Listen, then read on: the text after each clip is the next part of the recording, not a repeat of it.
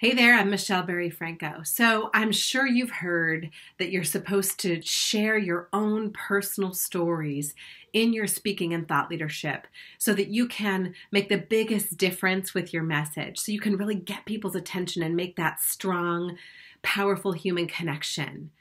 And yet, if you're like so many people I hear from, you might also wonder, how do I know if my story is powerful enough?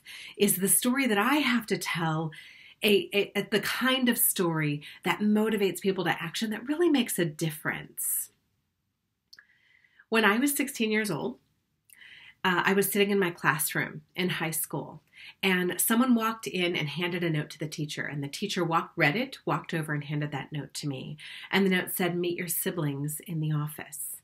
So I went to the office, and the office staff said to me, I think it was the woman sitting at the front desk, said, "Your parents are waiting for you at home. There's a family emergency." So we walked in the door. I saw my parents. I could see that something was really wrong. We all sat lined up on the couch. My other two sisters were already there. And they said, "Davy died." Davy was my 22-year-old brother at the time.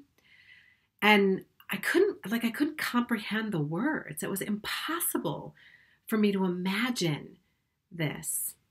But it was true. My brother had died of an alcohol overdose. So in the days and weeks that came after this, I was just grappling with, what do I do with all this? I had all these feelings and I wanted to do something with them. I just had no idea what. And somehow I learned about Mothers Against Drunk Drivers. There was a little chapter meeting at my school. So I showed up one day, and it turns out what they did as part of their work was go around to classrooms and show these gory car crash scenes, convincing high schoolers to not drink and drive. So I joined, and I started doing these presentations. And it was a way for me to make a difference in the world, in other people's lives around something that mattered. Although I only know that looking back, right? At the time, it was just, I wanted to do something, and this felt like it was at least related. I got into college, and HIV and AIDS was just everywhere, and it was really scary. And so I ended up joining the peer education program, really largely, I think, because of what I noticed about my ability to make a difference in high school. Though all of this was just, I wasn't thinking about it, and I certainly wasn't thinking, I can't wait to be a public speaker, and especially a speaking coach. I just knew that sharing my own stories and this message that mattered in front of a room full of people was a really powerful way to make a difference. Now, by some kind of strange trajectory of life that I still can't explain, I get to coach people who do this all the time. It was never my intention. I only know that story looking back. But here's what I do know, and that I understand about the people who sit in my audiences and who I work with, and that is that they know they're called to share their own stories and their own message, their lessons learned, to make a difference in the world. We don't always know why. I don't know why that's the way mine turned out. I've never thought I can't wait to get on stage and be in the spotlight, though I've done it hundreds and hundreds of times at this point. So if you're asking yourself that question, is my story important enough? How do I know if it's important enough?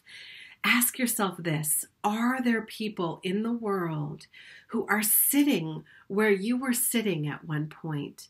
In my case, there are people who are sitting in this knowing that they're supposed to do something with all these feelings and these experiences, these life experiences, but they just didn't know what to do with it. They don't know what to do with it.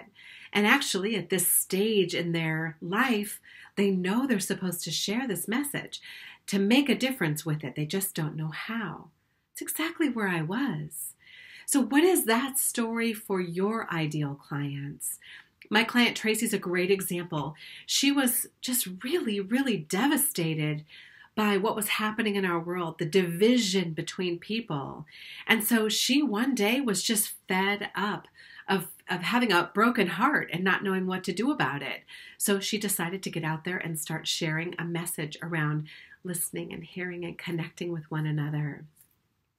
My client, Ron, had a wonderful experience with his kids where he actually created these rites of passage experiences for his teenagers, and they were so profoundly impactful in their lives and in their development that he decided to build a whole organization around it and share this message far and wide. And he and his wife now, go out and share this message everywhere that they can. They've built all these resources, convincing other people to create this kind of experience for their own teens who are going through that rite of passage period.